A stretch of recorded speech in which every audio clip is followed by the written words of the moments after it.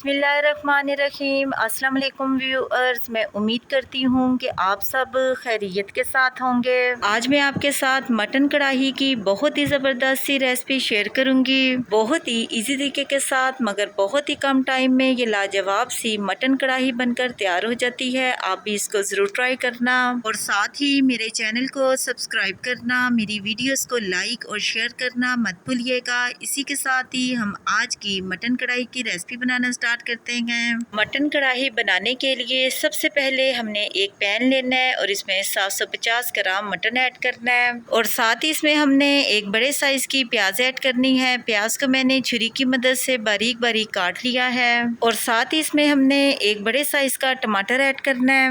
1 table spoon अदरक और लहसुन का पेस्ट ऐड करना है और साथ ही इसमें हमने 1 टेबल स्पून नमक ऐड करना है। नमक की मिकदार आप अपनी मर्जी के मुताबिक कम या ज़्यादा भी डाल सकते हैं, जितना नमक आपको पसंद है। और साथ ही इसमें हमने 2 टेबल स्पून पिसी हुई रेड मिर्च ऐड करनी है। 1/4 टेबल स्पून इसमें हल्दी ऐड करनी है। 1 टेबल स्पून इसमें पिसा हुआ धनिया शामिल करना है और लास्ट पर इसमें हमने तकरीबन 2 गिलास पानी शामिल करना है। मटन में हमने इतना पानी शामिल करना है कि इसमें मटन अच्छी तरह से गल जाए। चम्मच की मदद से तमाम मसालों को मटन में अच्छे तरीके के साथ मिक्स कर लेना है और ढक्कन की मदद से इसको कवर करके मीडियम फ्लेम पर 1 घंटे के लिए इसको कुक करना है। 1 घंटा गुजर चुका है और आप देख सकते हैं कि मटन में जो पानी था वो बिल्कुल ड्राई हो चुका है। चम्मच की मदद से इसको एक बार हमने मिक्स कर लेना है। मटन कढ़ाई की ये रेसिपी मैं आपको बहुत ईजी तरीके के साथ और सिंपल मसालों से बनाना सिखा रही हूँ। अब हम मटन कढ़ाई की भुनाई करना स्टार्ट करते हैं। मटन कढ़ाई की भुनाई करने के लिए इसमें हमने हाफ प्याली कुकिंग ऑयल ऐड करना है। चम्मच की मदद से इसको हिलाते हुए 12 से 14 मिनट तक मटन को कुकिंग ऑयल में भून लेना है। याद रखें कि जितनी अच्छी तरह से हम मटन को कुकिंग ऑयल में भूनेंगे हमारा मटन इतना ही टेस्टी बनेगा।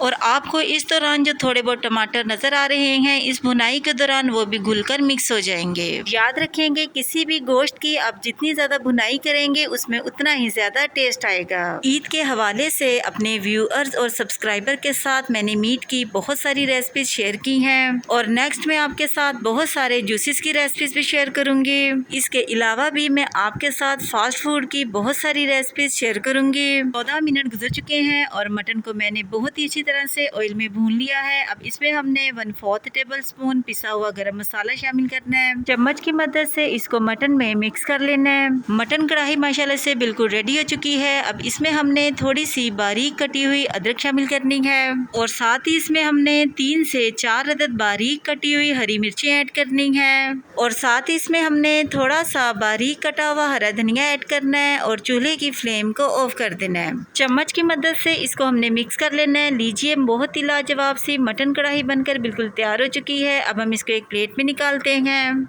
लीजिए लाजवाब सी मटन कढ़ाई बनकर बिल्कुल रेडी हो चुकी है। आप इसको रोटी के साथ, पराठे के साथ, किसी भी चीज़ के साथ खाएं, ये बहुत ही टेस्टी लगती है। मेरे इस तरीके को फॉलो करते हुए मटन कढ़ाई की इस रेसिपी को आप भी ज़रूर बनाना और कमेंट करके मुझे बताना कि आपको मेरी आज की मटन कढ़ाई की ये रेसिपी कैसी लगी। इसी के साथ ही मैं आपसे दोबारा मिलूंगी नेक्स्ट प्रोग्राम में एक नई रेसिपी के साथ। तब तक के लिए अपना बहुत ही ख्याल रखिएगा और मुझे अपनी दुआओं में ज़रूर याद रखिएगा।